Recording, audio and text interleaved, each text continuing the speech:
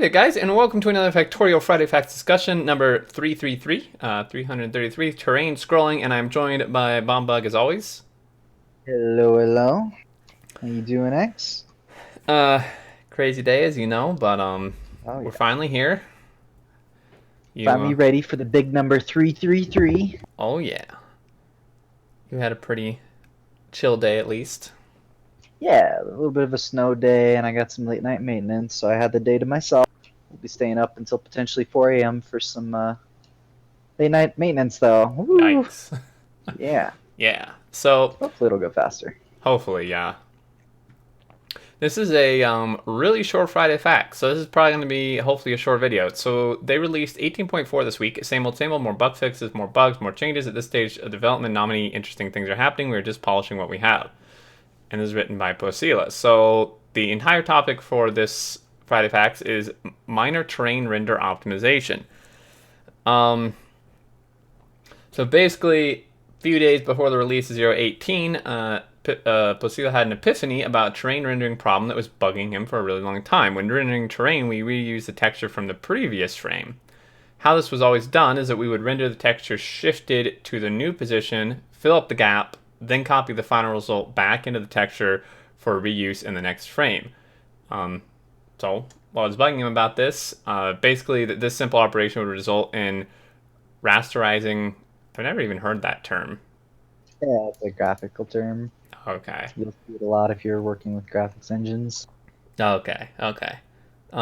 Result in rasterizing two screens worth of pixels. While this is not a problem for at least half decent GPUs from the past decade, it's a significant workload for integrated GPUs, which in general have an order of magnitude lower memory bandwidth than dedicated GPUs. It could also be equally bad for low-end dedicated GPUs. Um, Basically, an extreme example was an Intel HD Graphics 3000, which is an integrated GPU.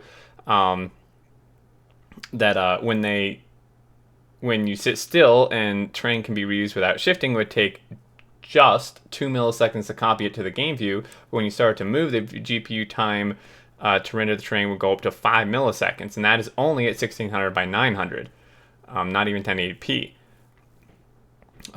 So it was bothering me. We were spending nearly a third of our frame time, 16.66 milliseconds, to render the terrain when the engine has much more work to do to render the rest of the game. For a comparison, a GTX 750 Ti or Radeon R7 360 would do the same in under 0.5 milliseconds at 1080p. So that's a pretty significant difference between those two GPUs. Yeah, that's pretty significant. And Factorio is locked at 60 FPS, right? Mm-hmm. Okay, cool. Yeah, that's just good to note because I was thinking, oh well, what about it? 144 millihertz. What's going on? But I think Right. they don't have to worry about that at all. No, not really. So the realization Posela had was that he can scroll the buffer texture. If I remember the offset of the top corner, I can unscroll it to the game view, and then instead of copying all the terrain back to the buffer, we can just adjust the offset and update the parts that changed. So the number of pixels copied is proportional to how much the terrain scrolled. It is so simple. I am embarrassed to not have figured this out years ago. And I guess there's like a little example here. Um, so basically, as the character runs around, it's rendering this terrain, is my understanding. Yep, Yeah, it's saving what it can and adding what it needs to. yeah. And then basically, um, I'm just going to summarize this last section that most people won't notice as optimization, but people using like really old GPUs or just like integrated ones from quite a while back won't will notice this. Like people who use the old ones or the integrated ones from a long time ago. Even integrated GPUs that are fairly modern are good enough to not really notice this change. But if you're just playing on a complete potato, which is one of the things that Factorio is really good with, is that you can play on a potato, and this just helps it even more. That you probably will notice some improvements with this if you're using one of these like really low end or really old GPUs.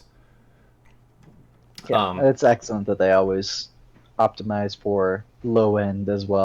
We're not doing Star Citizen here. yeah, exactly. And basically just the point we want to illustrate is just that, people see a 2D game and expect it to be able to play on essentially anything, and they want to live up to that expectation, which is great. And it is, a lot of a lot of game developers and game companies wouldn't do this. They'd just be like, well, we're going to put minimum system requirements, like, for just what we have at the moment, and even, like, for modern stuff, and then we're just not going to bother.